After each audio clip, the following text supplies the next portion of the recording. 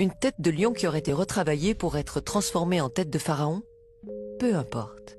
La question est, à quoi ressemble la tête du sphinx? Avec un logiciel de reconstitution de visage 3D, voici le visage du sphinx reconstitué correctement pour la première fois.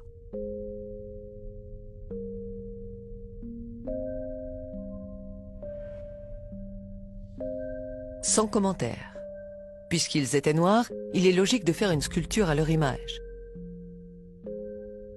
Comme un peintre qui peint son dieu à son image, les Égyptiens ont fait le sphinx à leur image. On imagine mal des Égyptiens blancs réaliser une sculpture de leur dieu ou de leur roi avec un profil nègre. Vous avez entendu le mot nègre.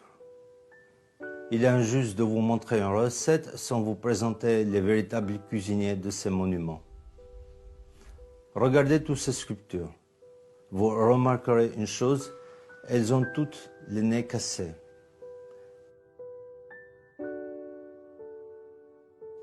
Si on observe les statues et les fresques, la ressemblance est frappante. Le nez, les grosses lèvres. En effet, beaucoup de statues ont le nez cassé parce qu'ils avaient, comme on dit, un nez de nègre. Hérodote dit que les Colches étaient une colonie des Égyptiens parce qu'ils avaient la peau noire et les cheveux crépus. Livre 2, Euterpe.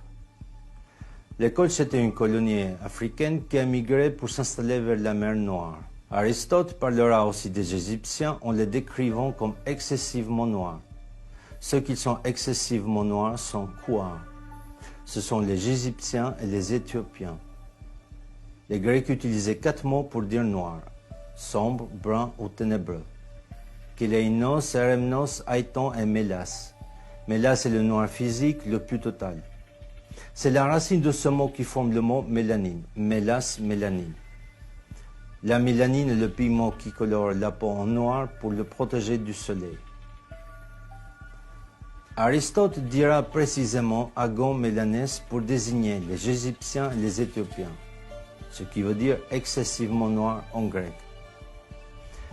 Zézosis III, dite Sénoucerte en égyptien, détient le record pour le nombre de sculptures à son effigie. Des dizaines. Presque toutes ces sculptures ont le nez cassé.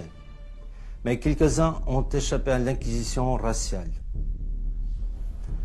Le professeur sénégalais Diop a demandé au musée de Caire de faire 3 prélèvements d'1 mm² sur des momies de Ramsès II, de Séti Ier et de Toutmosis III, exposées au musée de Caire. Une fois les prélèvements analysés, ils révéleront le taux de la mélanine. Plus le taux de la mélanine est élevé, plus la peau est noire. Que je mets à la disposition des participants du colloque pour qu'on les observe au microscope. Et nous pouvons absolument voir le taux de mélanine sous la peau des anciens Égyptiens. Il en reste suffisamment malgré la destruction partielle de l'épiderme. Dans la région qui sépare le derme et l'épiderme, il y a des inclusions des bases des cellules des mélanocytes en quantité suffisante pour révéler un taux de mélanine absolument absent chez les races leucodermes. Et j'ai voulu dès l'an dernier appliquer cette étude aux momies royales de Ramsès II, de Séti Ier et de Toutmosis III. Depuis un an, j'écris au conservateur du musée du Caire, car il ne me faut pas plus d'1 mm², 1 mm² de peau, mais prise toujours dans la même région, et je n'ai pas eu ces échantillons, je le regrette. Par conséquent, c'est une étude très facile, accessible, qu'on peut faire.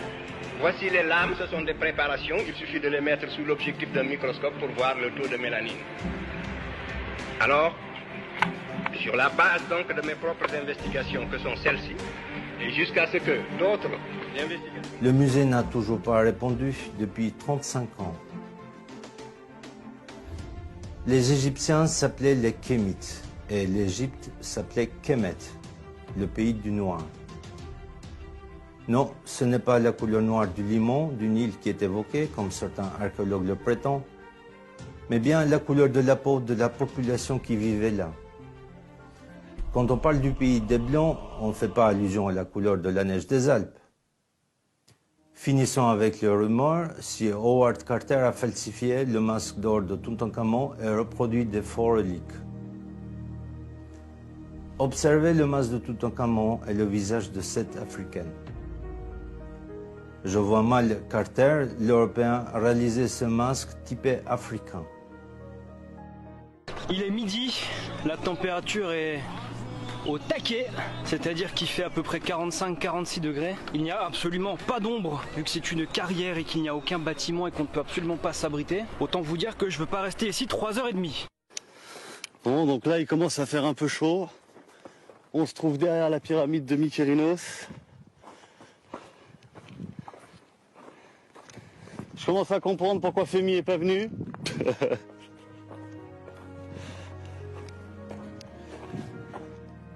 En Égypte, pendant les mois d'été, période pendant laquelle les pyramides étaient construites, les températures atteignaient 45 degrés et plus. Sous ce soleil écrasant, aucune autre race humaine ne pouvait survivre torse nu plus de 4 jours sans subir des brûlures graves de la peau. La seule race capable de résister pendant des jours et des mois, sans problème et sans crème solaire, c'est la race nègre à la peau noire. Je fais de la peinture artistique et je n'ai jamais eu de préférence pour telle ou telle couleur. Un peintre aime toutes ces couleurs. Mais on dit qu'il faut rendre à César ce qui appartient à César.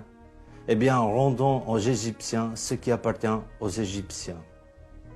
Les Égyptiens des pyramides, pendant des millénaires, étaient des nègres, ni mat, ni métis, mais noirs de charbon.